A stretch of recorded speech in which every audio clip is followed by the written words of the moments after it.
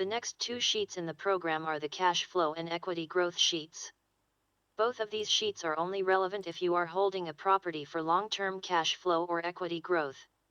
In order for these two sheets to be displayed, it is necessary to go to the Sales and Miscellaneous Income section of the data entry sheet, and make sure that at least one property in the project gets held. If nothing is held, then the two sheets will not be shown. Go to the cash flow sheet, and we will find that the cash flow sheet is broken down into a number of different sections. In the first section, all of the costs and sales associated with the project are summarized. When we move further down the sheet, you will find that all of the annual cash flow items from the data entry section for hold properties is also summarized, showing the annual rent and all the outgoing for the property that's being held. To enable the investor to make comparisons between this project and other projects, various percentages are calculated. These sorts of calculations, such as gross rate returns, return on investments and others, are shown so that the investor can make comparisons between projects. We go to the equity growth sheet, you will find it is broken up into different sections. The sections are calculations based on interest-only loans, and the graph that follows is based on those calculations. Further down you will find similar calculations and a graph made for principal and interest loans.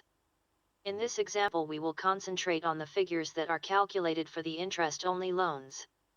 In this section we can see what will happen to the property over the next 10 years. What the equity growth will be and what the yield would be, and also what the pre-tax and after-tax cash flow would be extending from the current year for a period of 10 years. These calculations are based on the of growth and CPI percentages that you have entered in the information for hold properties on the data entry sheet. In addition to these calculations, at the bottom of this section, we also have some slider bars which allow us to see the effect of interest rate changes and weekly rent changes over the period of 10 years. By moving these bars, all of the calculations will change dynamically to reflect these changes in values for the whole 10 years. If this project was for an international project, then in addition to the lines shown above, you would also see the pre-tax and after-tax cash flow being shown in the foreign currency. And when those foreign currencies are displayed, we can see what effect the exchange rates would have over the period of 10 years on the cash coming back into Australia. These calculations are also available for principal and interest loans.